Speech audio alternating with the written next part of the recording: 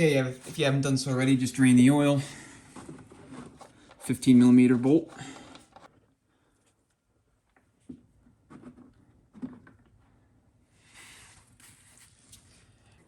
We want to evacuate the engine block of the remaining coolant.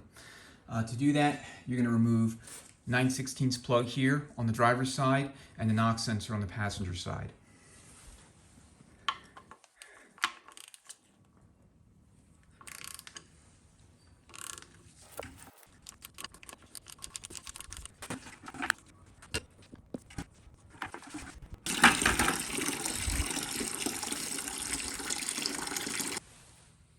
Okay, the knock sensor on the passenger side is going to take 22mm socket.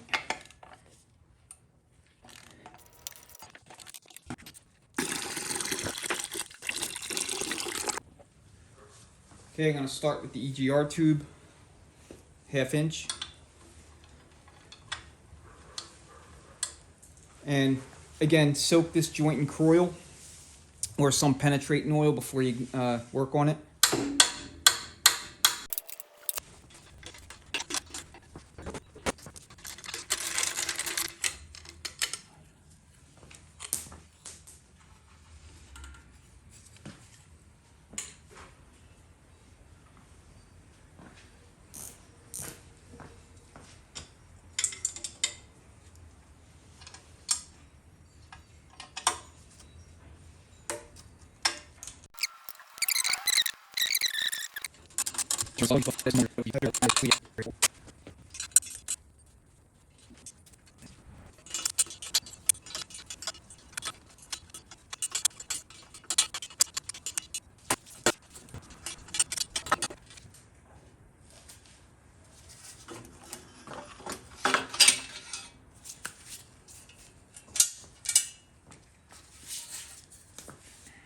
Okay, these all take 5/8.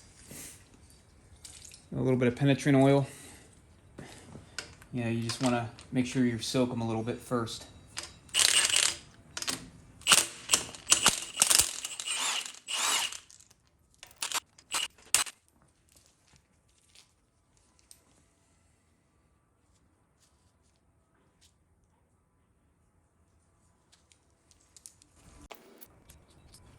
All right, driver's side.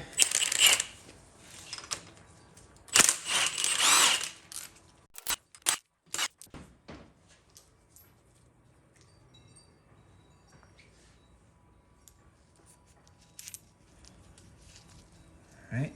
Okay, this is the coolant temperature sending unit.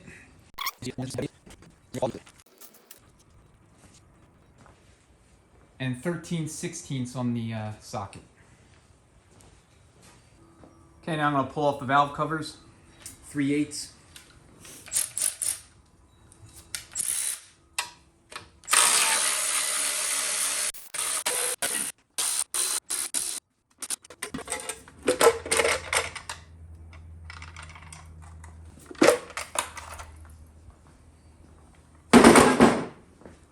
All right. When you're inspecting the rocker area, you're not really looking for anything, you know, other than the obvious, just signs that either a rocker or a push rod or a spring is damaged or broken. Out.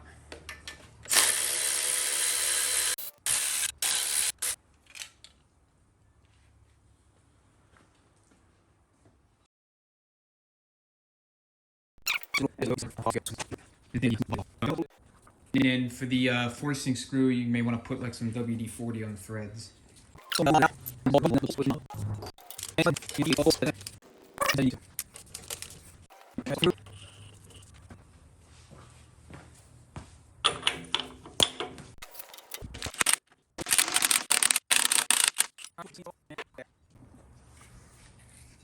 So take a close look at the hub, particularly the journal where the seal rides. And on this particular one, I could both see and feel grooves cut in it, which tells me that if I reinstall this, it's going to leak again. Getting ready to turn the engine over. However, I want to pull off the dipstick tube before I do that. So 7/16 bolt holds it in place.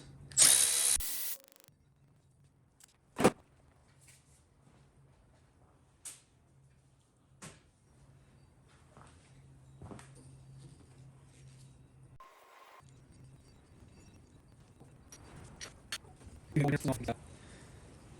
know, against the rockers. Okay. All right, 3/8 inch bolts, except for the ends, which take 1/2 inch.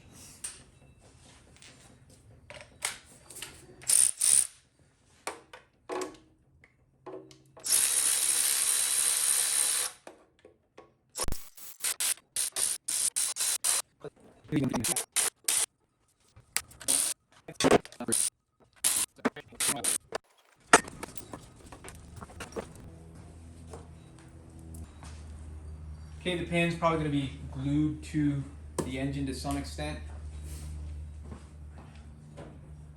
So just take like a rubber mallet and give it a few smacks.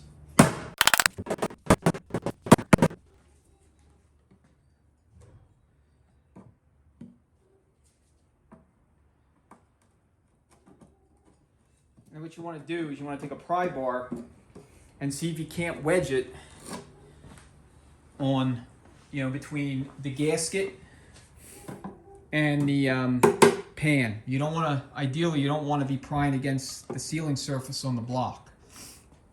So I'm going to reposition the camera and kind of show you what I mean. All right, so here is the gasket, and then this is the block surface. So what I'm trying to do here is wedge underneath, and when you're going to pry, you want to pry at a bolt hole location. If you bend the pan, you know, it doesn't happen like that often, but it, you know, can occasionally occur. But if you do bend it, you want to bend it at a bolt hole, because when you go back on with it, the bolt will just simply remove that bend right out of it. Otherwise, the pan will leak.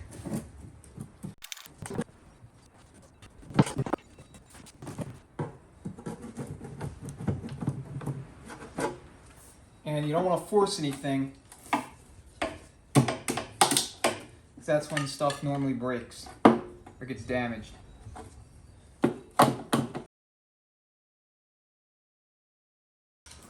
And now we're going to go ahead and remove the timing cover bolts. And those are 3/8.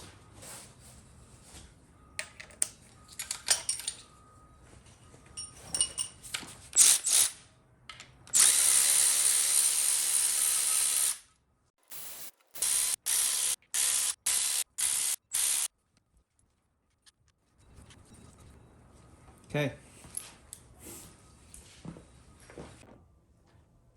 Okay, with the bolts already taken off, what you want to do is you just want to carefully pry on the timing cover and just put your pry bar right here. And there's another pry point on the same point in the opposite side.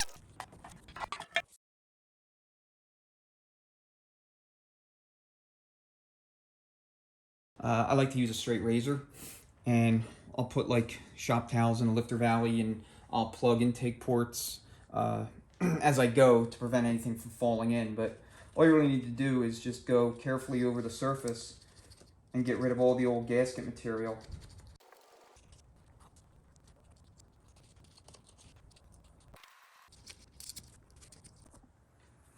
Now I'm going to yank off the oil pressure sending unit.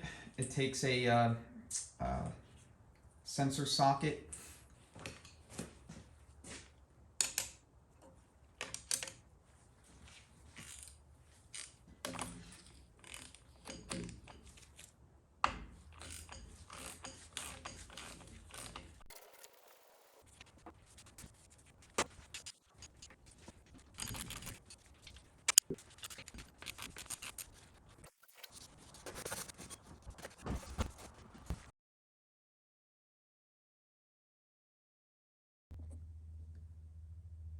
Now I'm ready to take the rest of the engine down. I'm going to start at the top with that coolant transfer tube, and then I'm just going to work my way from top to bottom, taking everything out until I have nothing left but a bare block.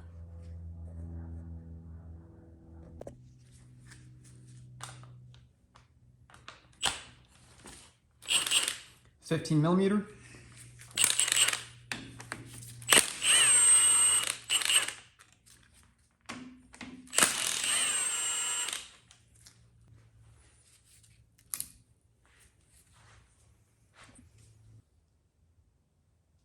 Okay, rocker arms next. 5/8.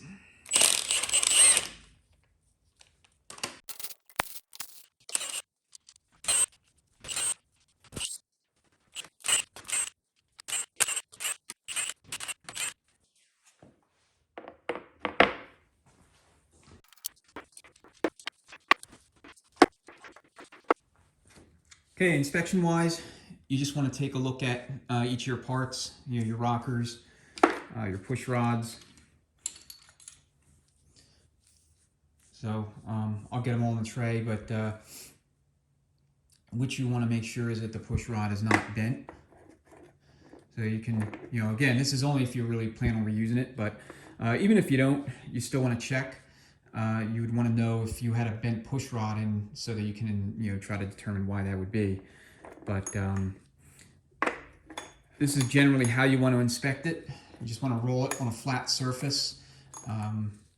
Something preferably flatter than this. This is, again, just, kind of illustrating how you would go about doing it. But if the push rods are otherwise in good shape, there's not any, any unusual wear, any damage to, the ball end on either side. And, it's, again, either you're doing a stock rebuild or you're just going to put the, the same cam and lifters and all that back in once you're done with whatever whatever else you're doing with the engine, then, I guess you can reuse them.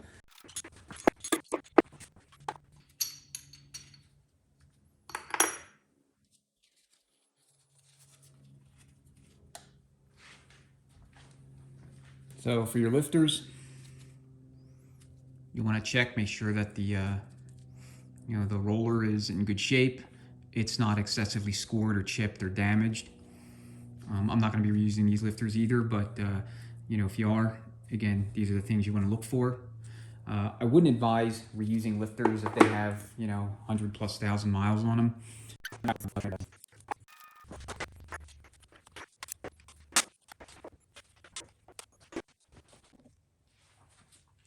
Now I'm going to go ahead and remove the rocker arm studs and guide plates, and those I will more than likely reuse.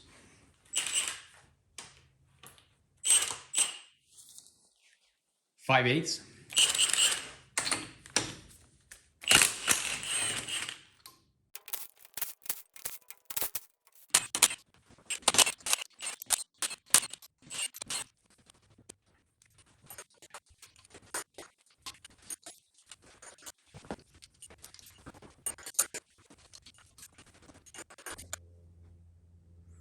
Okay, now I'm going to take off the timing set. If you're just simply replacing your timing set with the engine in the car, what you're going to want to do is get the timing indicator marks on the crank and the cam sprocket aligned, just as you see here. The cam sprocket's going to be at 6 o'clock with the crank sprocket's indicator at 12 o'clock. And then if your engine does not have a Woodruff key in this location here on the crank, you're going to want to put one in there and use a crank socket to bar the engine over ever so slightly in a counterclockwise direction so they can generate enough slack to remove the set. Because otherwise, if you don't do that, what will happen is when you take the 3 1/2-inch bolts out, assuming all of the valve train, the rockers, push rods, and all that stuff, lifters are still installed, there's going to be a lot more tension on this chain, and you're not going to have enough slack to pull it all the way off. So you need to create a little bit more slack by barring the engine over counterclockwise just a little bit. So you just want to bump it, just a hair, kind of like that. And then once you remove these bolts and start pulling the cam sprocket forward, the chain will have enough slack so you can pull the whole set with the chain and sprocket off. The crank sprocket will obviously stay behind. You need to acquire a puller to yank that off. So, as mentioned, 3 1/2-inch bolts.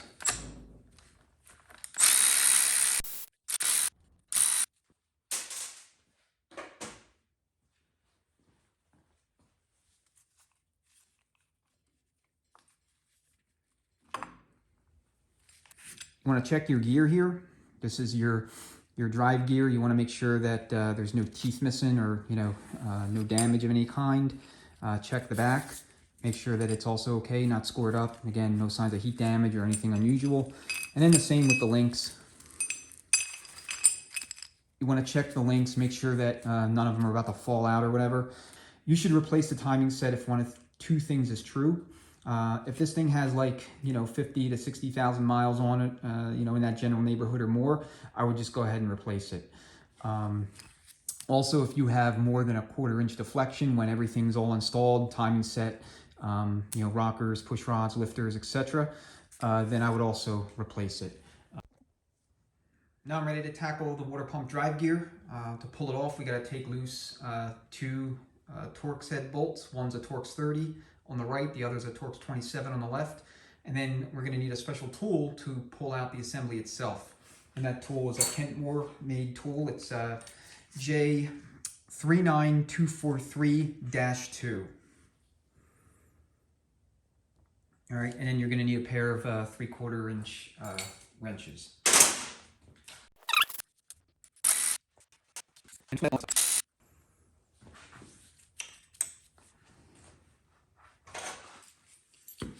Now you want to go ahead and set up your tool, put it against the block like so, and then you're going to cinch down the nut. And it's going to grab it right here on the back of the journal.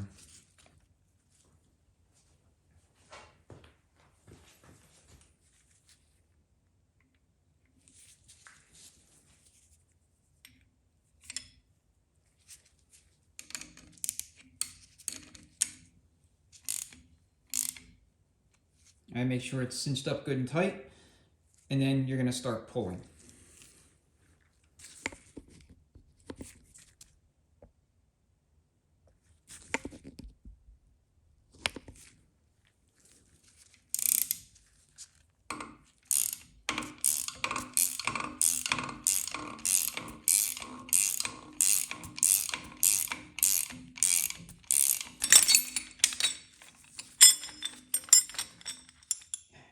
You don't want to drop it like I almost did.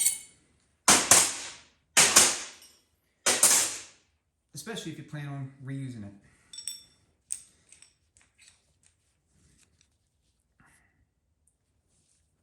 So you want to inspect the journal here, and mine obviously has wear. The wear is fairly significant. My timing cover seal dislocation was leaking. You want to run your hands along and feel the difference in the transition between the untouched surface and the surface where the seal rides and where there's wear. If you feel a difference in that transition, like it feels dished, grooved, then I would replace this because it's just going to leak. And I don't know that I would use an aftermarket. I mean, they do make them, but I would see if I could source a good used GM part that has an otherwise unmarred journal.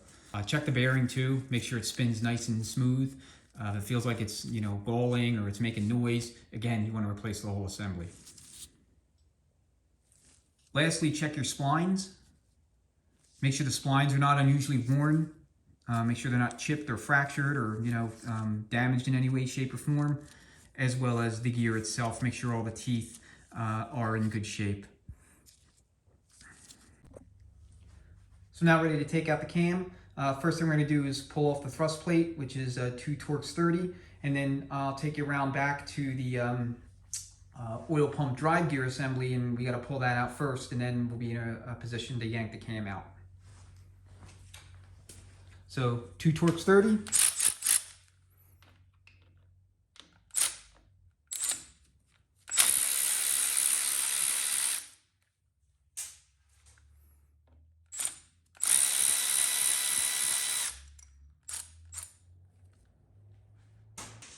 All right, now we got to yank out that distributor drive gear, so I'll move the camera and we can do that. 1/2 inch.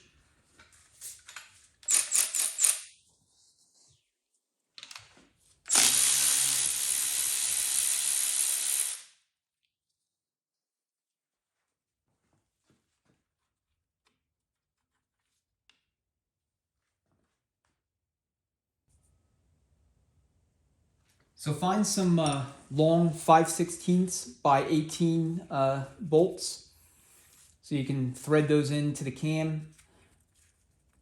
It's kind of a handle for leverage. They do make special cam holding tools where you would use either the original bolts or the bolts that come with the tool itself, and you would bolt the tool to the front of the cam, and you can take it out that way.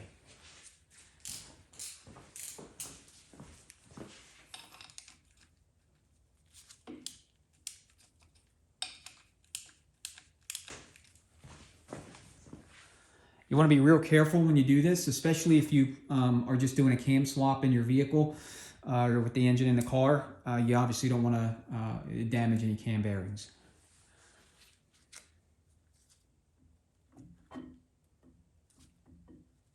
Just kind of rotate it, and then as you're pulling,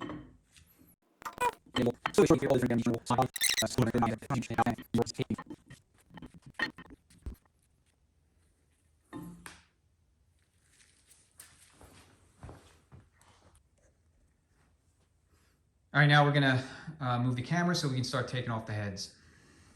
So when we take the cylinder head bolts loose, we're gonna start all the way here at the front of the engine with number 17, and then we're gonna work our way down to number 16, and we're gonna jump back over here, stay downstairs, number 15, then back upstairs to number 14, and then we're gonna go back over to the front of the engine, number 13, and then down to number 12, stay downstairs for number 11, and back up to 10 until we work our way into this center bolt, which will be the last bolt that we take loose.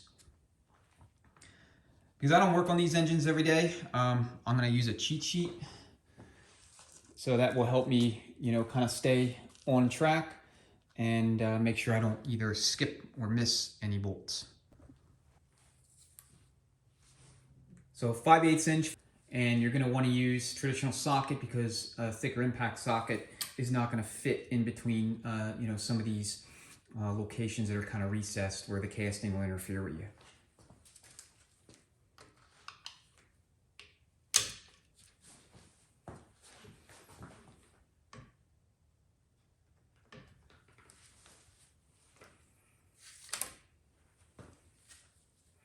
That's 17, then downstairs for number 16.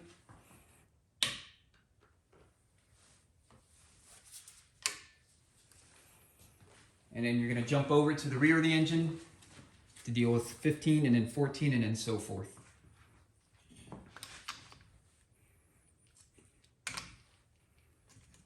Number 15, and then number 14.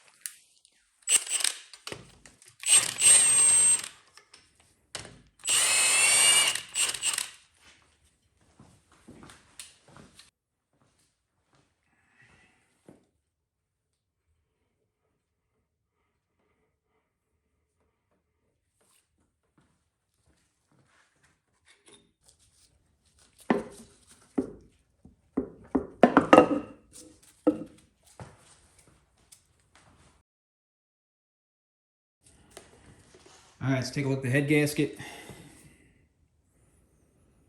Now, when this car was on the road, there was no signs that there was any issues, with the head gasket, leaking or anything like that.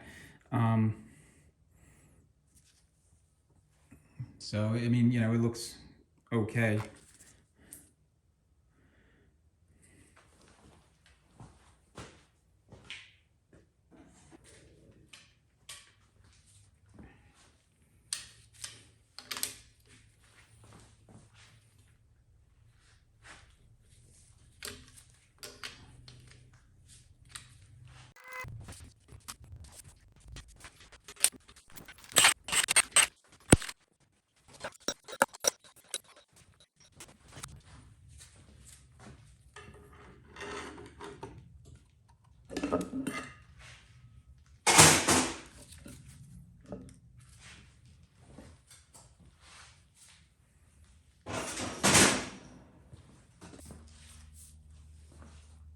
One last thing you want to do if you haven't done it already is pull out the oil pump drive rod before you turn the engine over.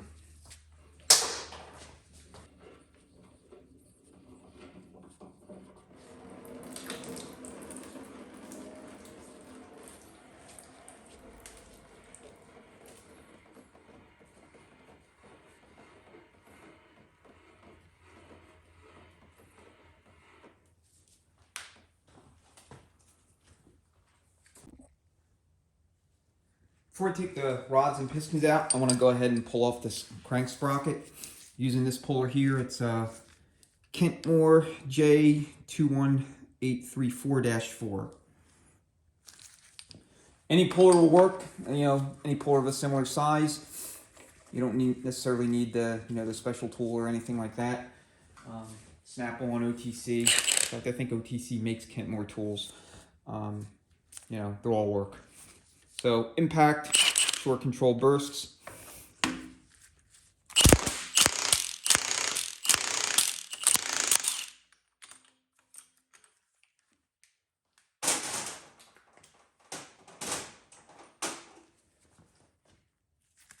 Now, if you're doing this with the engine still in the car and you don't have an impact, then you're probably going to need to use a some sort of tool to lock the flywheel or otherwise prevent the engine from turning, as it may turn over if you're just using like a ratchet and socket to force it off. So now I'll go ahead and pull off the oil pump. It takes a 5/8 inch bolt. And then once that's off, we'll go ahead and reposition the camera so I can start taking out the connecting rod assemblies.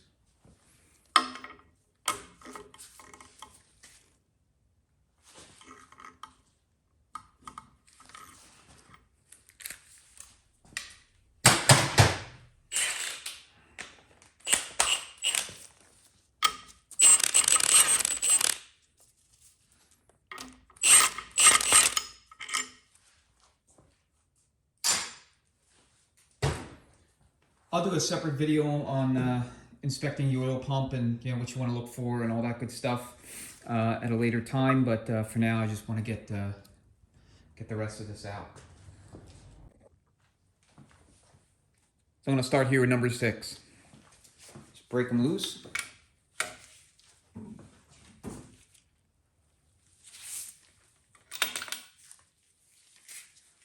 (9/16) on all the rod bolts.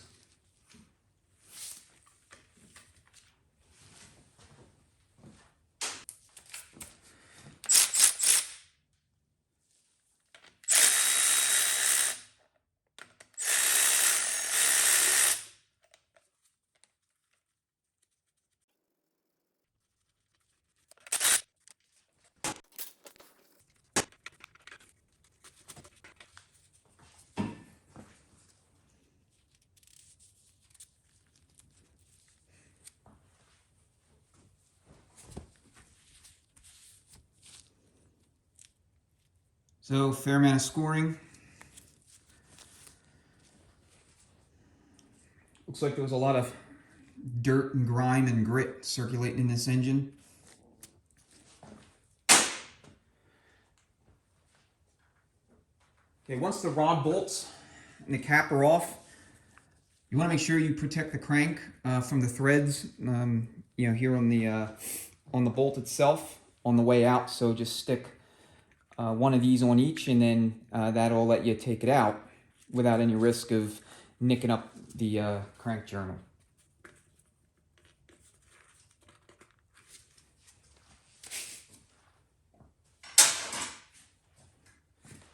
And then as far as like what you want to use to actually tap it out, it's kind of up to you.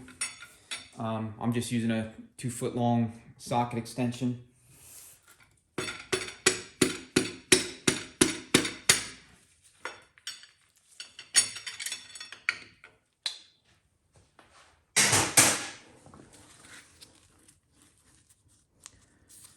So taking a look at the piston, what you're really looking for here is you're looking for any signs of piston slap here on the skirt.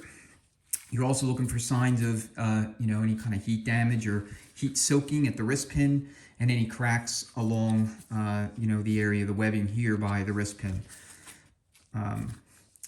You'll notice here, this is, it looks like it's been worked on. This is where material was taken off during the balancing process at the machine shop last time this was built. A good amount of carbon on these things. All of them look like this. Again, it's indicative of a, some kind of rich condition that's been persistent for some time. And of course, that's on me. It's my car. I've been driving it,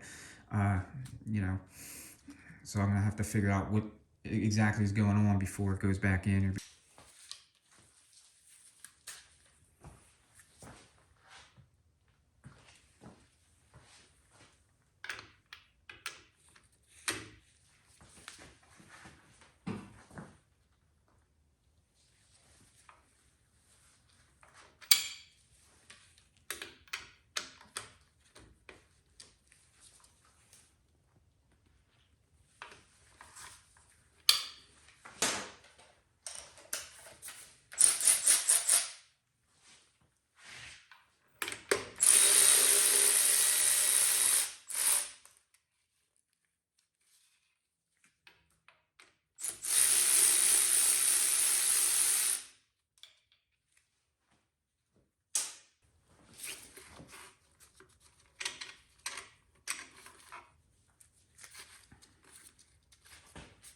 And sometimes the caps will fight you. That'll be a little tricky getting them off.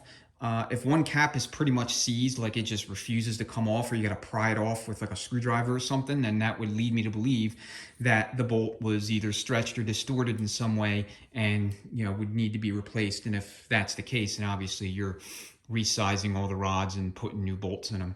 I would recommend going with ARP. I would not reuse the stock bolts under any circumstances, even if it was just a purely stock rebuild. The rod bolts are basically the weakest link in your rotating assembly, and they're going to be the first to fail. Resize all the rods and ARP bolts, and that'll at least address that piece of low-hanging fruit for you when it comes time to go back with it.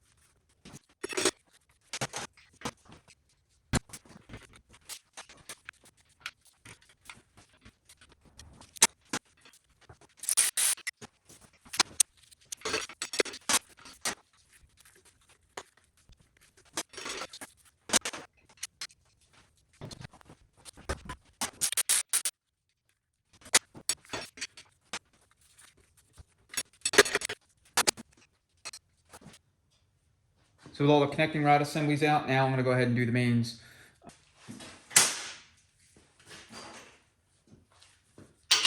So start at the front, 5/8.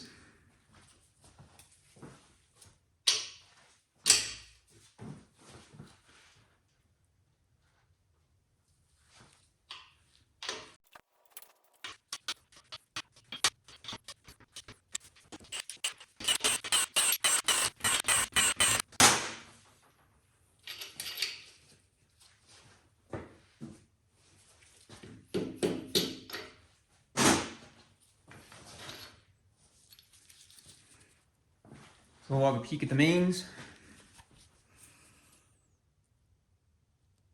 And man, that is scored up bad. There's chunks of something floating around in this engine, and it butchered this particular bearing. I mean, obviously you can't feel it through the video, but it is scored up, and those cuts are deep. Once cranks out, we'll take a closer look at it and see if there's any damage.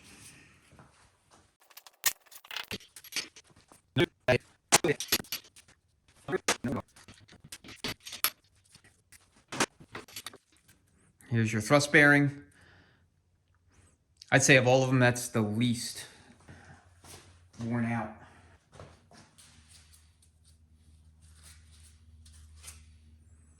All right, the crank should spin nice and free. I mean, it should spin nice and free with the mains, you know, all installed and torqued up. But when you're spinning it like this, without anything, you know, no caps or anything on, it should not hang up anywhere. It should just, you know, spin and then come to a stop on its own without feeling like it's getting hung up somewhere. If it feels like it's getting hung up, like it spins and then it kind of stops, that would indicate to me that the crank's not entirely straight.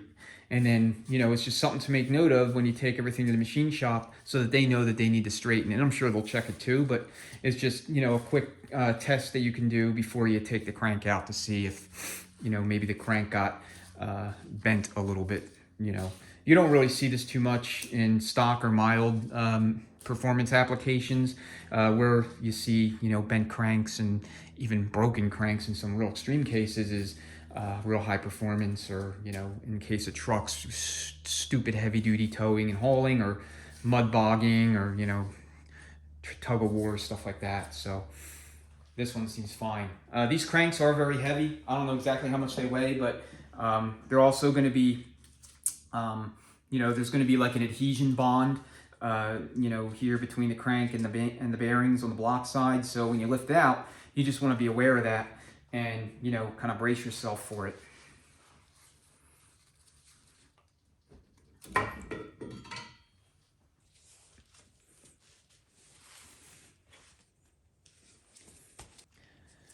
All right, with everything out of it, we're going to now go ahead and set the cam bar up so that we can pull the cam bearings out.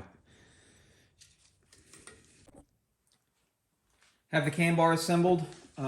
It's a fairly simple tool. You'll have your two halves. This is your expansion rod. This is your drive rod, and then, you know, you have this little spacer in between, and then here's your centering funnel so that it'll center itself in the cam bore. You got 5 collets to choose from. This particular tool is made by Lyle. I think it's made to work on V8 engines, diesels, and anything else that's fairly big. We're going to be using the number 2 collet, the second smallest one in here. So what you do is you put that right on to the expander, and then once you insert the bar into the engine at whatever cam bearing you want to pull or install, you then take a 7/8 box end wrench and you slide it over the end here.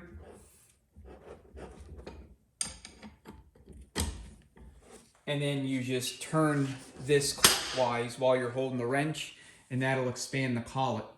And it'll expand it so it's tight against the entire inner diameter of the bearing. And then this portion of the collet right here is actually what drives the bearing out. So it grips it on, you know, the edges, and then as you're driving it, it'll push the bearing right out or install it. So front to back, starting with the back is how I typically do it. But first we need to knock out that rear cam plug, and I'm just using a 36-inch socket for that. Or socket extension, rather.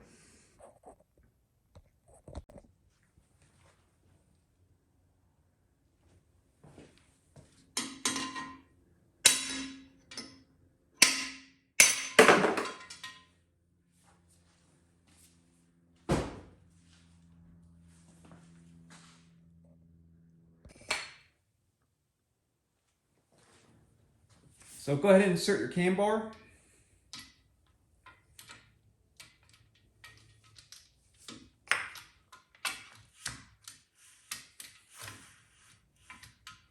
And then let it come to rest on the rear cam bearing. That's where I like to start. Now, this is going to kind of want to slide out.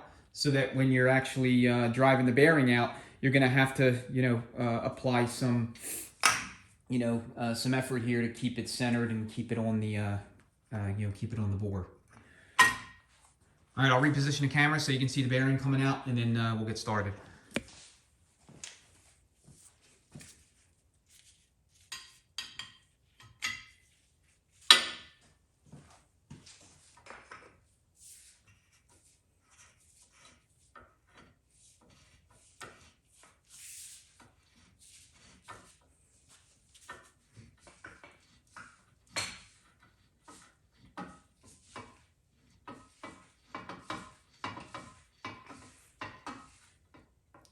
So you want to expand it until you can't expand it anymore. Then you know it's tight up on the bearing and you'll be able to drive the bearing right out.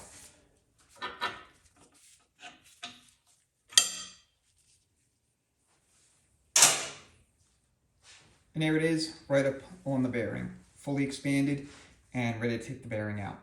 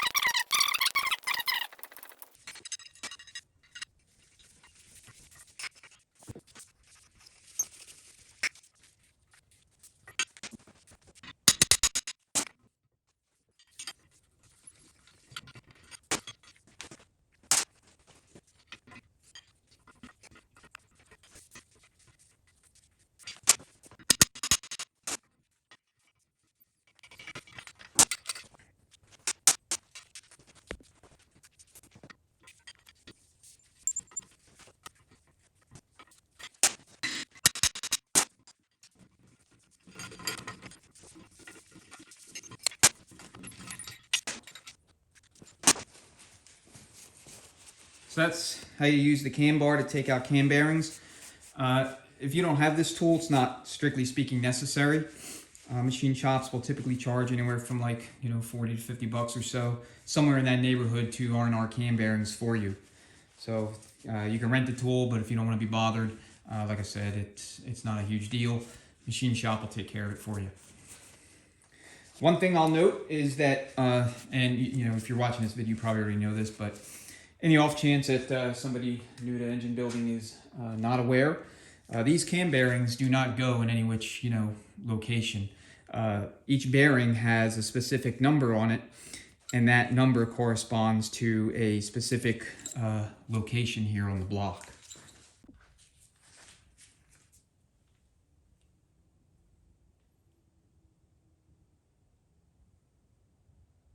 So here's what I mean.